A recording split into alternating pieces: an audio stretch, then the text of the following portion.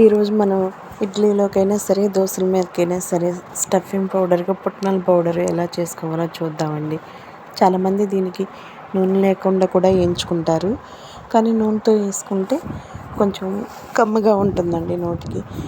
నేను ఎలా రెడీ చేసుకుంటానో మీకు వీడియోలో చూపిస్తున్నానండి. ఫస్ట్ కరివేపాకు, ధనియాలు, మనకి తెల్ల నువ్వులు ఉంటాయి కదా, ఆ నువ్వులు అవన్నీ ముందే వేయించుకోవాలండి.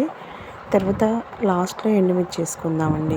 ఎండుమిర్చి ఇంకా ఇవన్నీ కూడా చక్కగా సిమ్లో పెట్టి వేయించేసేసుకుందామండి, అడుగంటుకోకుండా. దీంట్లో కావాలంటే చాలామంది ఏడుశనగకాయ గుళ్ళు, ఇంకా మెంతులు, ఆవాలు అవి కూడా వేస్తాను నేను కూడాను. కాకపోతే ఈసారి మాత్రం వేయలేదండి, మామూలుగానే ఇలాగే వేస్తున్నాను. చాలా రకాలుగా కూడా దీన్ని పుట్నాల పౌడర్ మనం రెడీ చేసుకోవచ్చండి. అందులో ఒక రకం నేను చూపిస్తాను.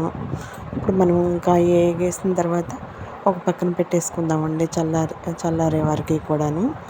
పట్టుకునేటప్పుడు కూడా దీన్ని చాలా జాగ్రత్తగా పట్టుకోవాలండి. దీంట్లో చింతపండు అంటూ ఏమీ వేయకూడదు. అది కూడా ఎల్లుల్లిపాయలు అవన్నీ కూడా మనం ముందే వేయకూడదండి.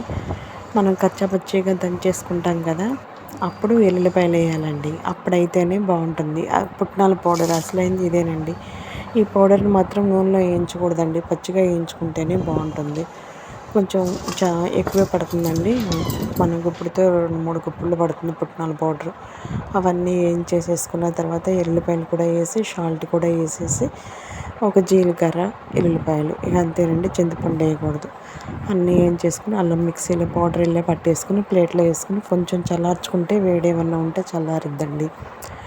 అప్పుడు మనం ఏదన్నా ఒక జాడీ లాంటిది పెట్టుకున్నాం అనుకోండి, నెల రోజులైనా సరే చెక్కు చెదరదు, స్మెల్ కూడా ఏమీ రాదండి. నేను పట్టిన ప్రాసెస్ మీకు కానీ నచ్చితే ఒకసారి మీరు ట్రై చేయండి. చాలా టేస్టీగా బాగుంటుందండి. టిఫిన్లోకైనా సరే, దోశలకైనా సరే, అన్నంలోకైనా సరే చాలా బాగుంటుంది. థ్యాంక్ యూ సో మచ్ అండి. వీడియోస్ చూడండి.